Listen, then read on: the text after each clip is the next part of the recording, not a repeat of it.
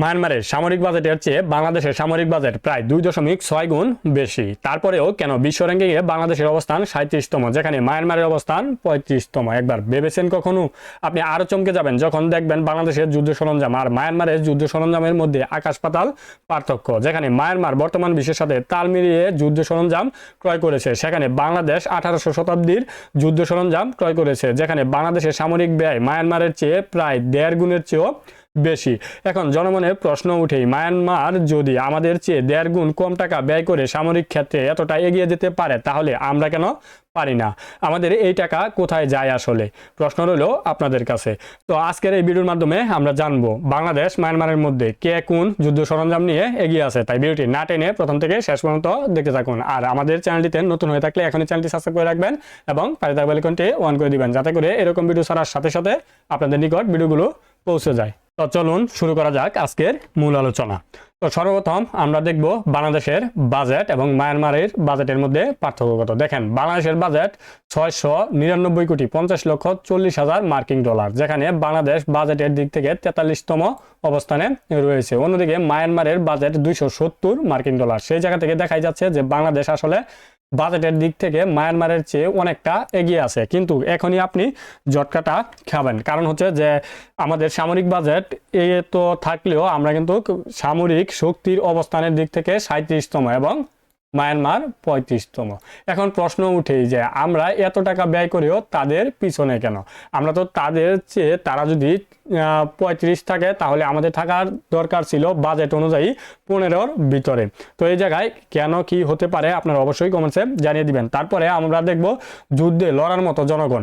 দেখেন, আমাদের তো সামরিক শক্তি ঠিকই আছে, কিন্তু যখন আমাদের উপরে আক্রমণ হবে বাংলাদেশের জনগণ কিন্তু যার যার অবস্থান থেকে লড়বে। সেই জায়গা থেকে কিন্তু বাংলাদেশের যুদ্ধে লড়ার মতো যেই জনশক্তি আছে সেটা হচ্ছে 6,55,36,000 এবং মায়ানমারের আছে 2,21,44,652 জন। তো এই জায়গা থেকে আমরা আছি 8ম স্থানে, অর্থাৎ বাংলাদেশ 8ম স্থানে এবং মায়ানমার 24 স্থানে।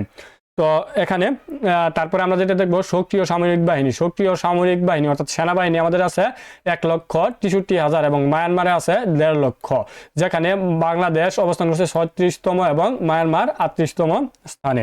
তারপরে আমরা যেটা দেখবো সেটা হচ্ছে রিজার্ভ বাহিনী। আমাদের কিন্তু কোনো রিজার্ভ বাহিনী নেই, কিন্তু মায়ানমারের রিজার্ভ বাহিনী রয়েছে। সেই জায়গা থেকে কিন্তু বলা যায় যে সামরিক বাহিনীর দিক থেকে এখানে মায়ানমার এগিয়ে আছে।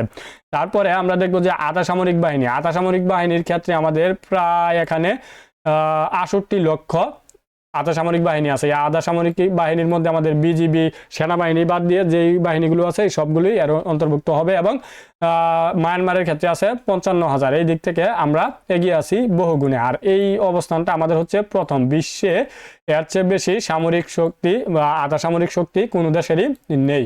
তো আমাদের যুদ্ধ যদি লাগে কোনো ক্ষেত্রে, এই যে আমাদের এই আধা সামরিক তাদেরকেই কাজে লাগবে এবং তাদেরকে কাজে লাগিয়েই কিন্তু আমাদের জিততে হবে, অন্যথায় কোনোভাবে জিতা সম্ভব নয়। কারণ হচ্ছে যে আমাদের আধা সামরিক বাহিনী বিশ্বের মধ্যে 1 নম্বরে রয়েছে।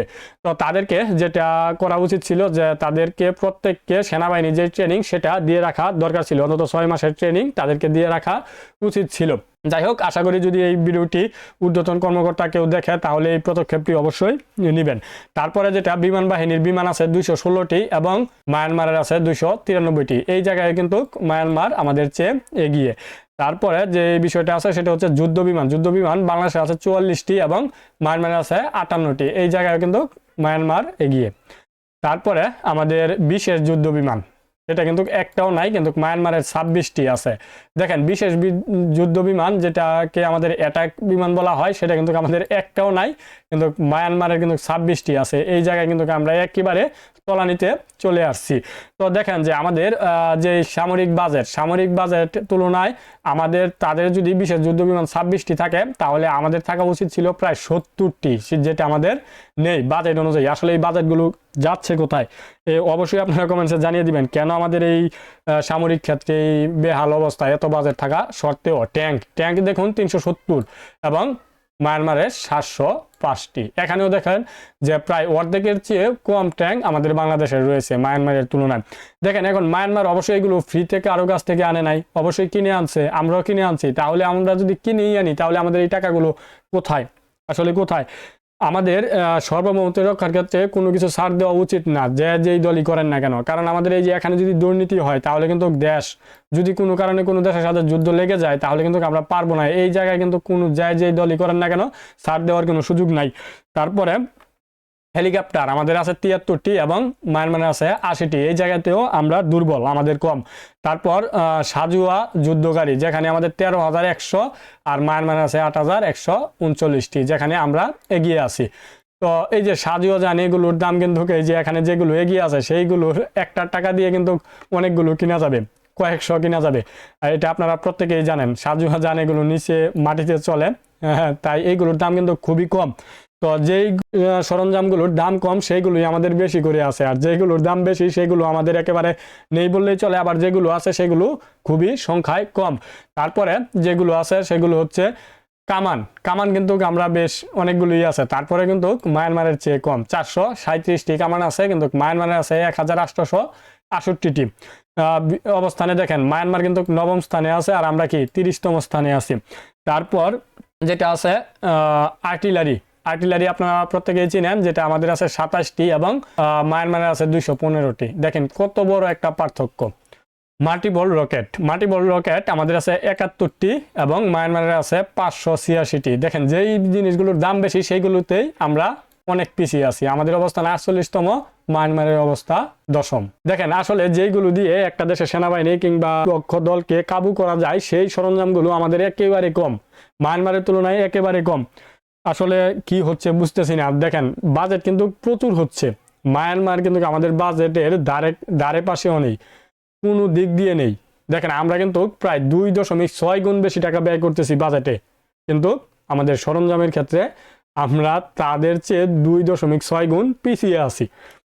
তো বুঝতেই পারছেন, যুদ্ধজাহাজ আছে আমাদের 60টি এবং মায়ানমারের 6টি। এই জায়গায় একটি বেশ কম আছে, আমাদের অবস্থান 24, মায়ানমারের অবস্থান 31। তারপরে আমাদের যেগুলো আছে সাবমেরিন আছে 2টি এবং মায়ানমারের 3টি। এই বিষয়গুলোই আরো অনেক বিষয়াদি ছিল যেগুলো গুরুত্বপূর্ণ, সেগুলো এখানে নিয়ে আসছি। তো এখানে অবশ্যই আপনারা কমেন্টসে জানিয়ে দিবেন যে আমাদের এত বাজেট থাকার পরেও কেন আমাদের অবস্থা এই খারাপ। দেখেন এখানে আমাদের 35তম দিছে ঠিকই, এখানে মায়ানমার 35, আমরা 37, মোটামুটি কাছাকাছি বলা যায়। কিন্তু এখানে দেখেন যে আমাদের আধুনিক যুদ্ধ সরঞ্জাম সেইগুলো কিন্তু আমাদের একেবারেই কম। সেইগুলোর দিক দিয়ে যদি আমাদের বিবেচনা করা হয়, মায়ানমার যদি 35 থাকে আমাদের অবস্থান কিন্তু 90-এর নিচে আসবে না, 90-এর নিচে আসবে না।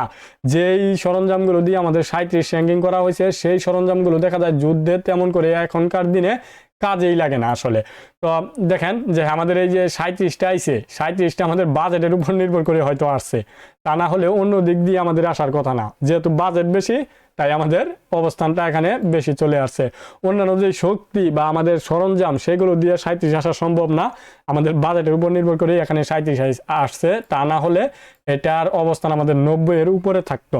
তো অবশ্যই আপনাদের মতামত আমাদের জানিয়ে দিবেন, আমারও ভুল ত্রুটি হতে পারে, যদি কোনো ভুল ত্রুটি হয় ক্ষমা দৃষ্টি চোখে দেখবেন এবং সেটা ধরিয়ে দিবেন কমেন্টসের মাধ্যমে। তো ভিডিওটি প্রথম থেকে শেষ পর্যন্ত দেখার জন্য আপনাদের অসংখ্য ধন্যবাদ। আসসালামু আলাইকুম।